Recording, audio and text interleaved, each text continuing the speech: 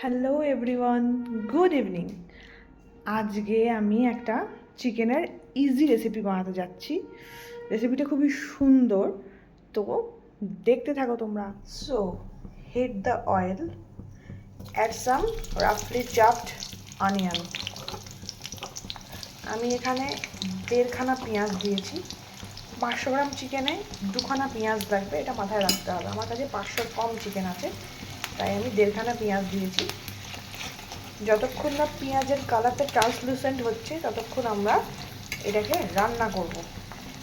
পেঁয়াজটা ভালো করে হয়ে যাওয়ার পর এখানে আদা পেস্ট আর খানিকটা রসুন পেস্ট, এই টোটাল মিলিয়ে 3 চামচ মতো আমাকে দিতে হবে।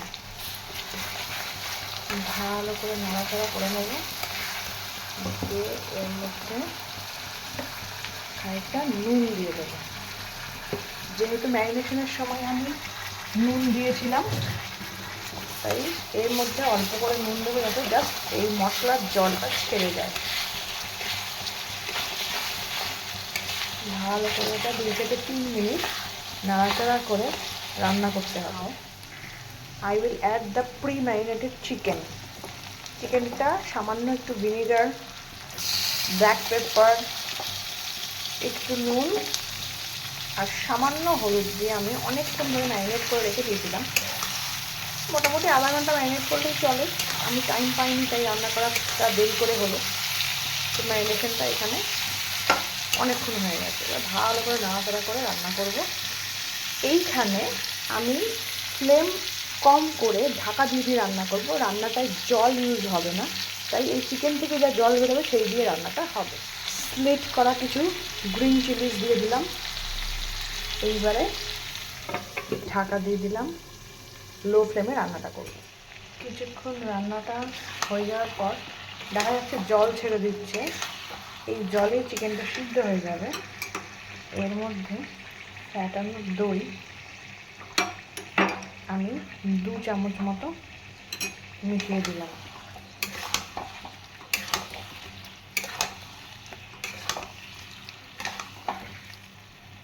মিশিয়ে দিয়ে আবার চাপা দিয়ে দেবো।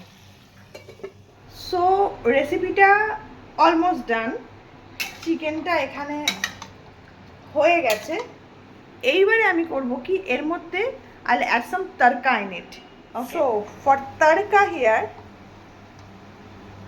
give 1 spoon of any kind of ghee, whatever you want. Okay, যে কোনো ঘি নিলেই হবে। ঘিয়ের পরিমাণটা নিজের ইচ্ছা মতো বেশি বা কম দেবে। আমি এখানে একটুখানি কম করে দিলাম, যেহেতু চিকেনে অনেকটা অয়েল এক্সট্র্যাক্ট হয়েছে। ঘিটা গরম হয়ে যাওয়ার পর আমি এখানে কিছু দিয়ে দেবো হচ্ছে সর্ষে। সাদা সর্ষেও দেওয়া যায়, কালো সর্ষেও দেওয়া যায়। আমার কাছে কালো সর্ষে অ্যাভেলেবেল নেই, তাই আমি সাদা সর্ষে দিয়ে দিলাম। And curry leaves. ভালো করে ভাজা হয়ে গেলে I will mix the tadka in the tadka is done. I will pour it in the chicken. ভালো করে নেড়ে এটাকে এখানে ঢাকা দিয়ে দেবো কিছুক্ষণের জন্য। গ্যাসটাকে অফ করে দেবো। So the recipe is ready. আমি একটু নিয়ে নিয়েছি। ও মাই গড, দারুণ খেতে হয়েছে। অ্যান্ড কারি পাতার যে স্মেলটা, সেটা অসাধারণ বেরোচ্ছে। I love the smell. সবাই ট্রাই করুক, আমাকে বলো কেমন লাগছে। Thank you, tata.